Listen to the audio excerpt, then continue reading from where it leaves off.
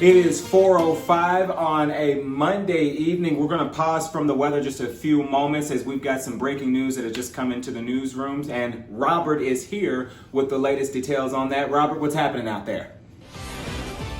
We have an update for today, Monday, the 13th of November, with the soldiers that died in the Mediterranean. With this update, those soldiers that lost their lives this weekend in that military training mission over the Mediterranean, earlier today, their names, ranks, and hometowns were released. They have been identified as Chief Warrant Officer 3 Stephen R. Dwyer, 38 years of age, of Clarksville, Tennessee. Chief Warrant Officer 2 Shane M. Barnes, 34 years old, of Sacramento, California. Staff Sergeant Tanner W. Groan, 26 years of age, of Gorham, New Hampshire. Sergeant Andrew P. Southard, 27, of Apache Junction, Arizona.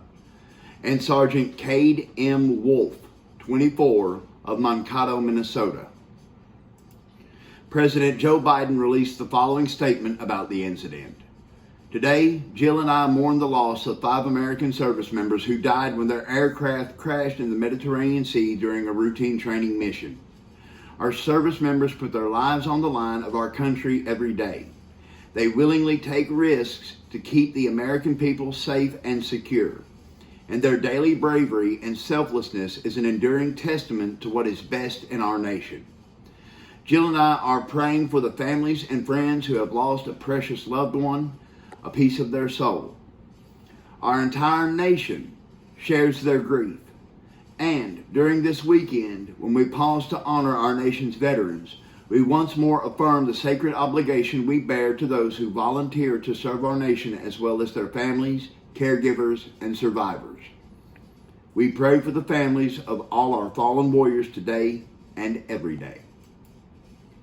And now in breaking news, 6 people are dead and several others are injured after a Walmart manager in Chesapeake, Virginia opened fire at the store, WAVY reports.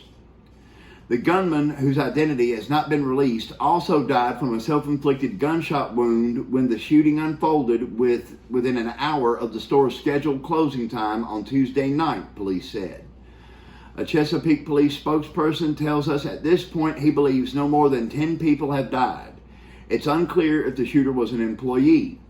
The shooter is now deceased. Officers are walking through the Walmart Supercenter checking for victims. The shooter opened fire in a break room before turning the gun on himself, sources told CNN. One employee who narrowly escaped the attack recorded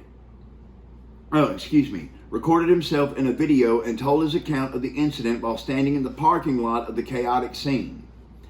The witness said he heard gunshots about 5 minutes after he left the break room.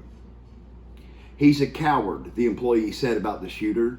He killed people that did nothing to him.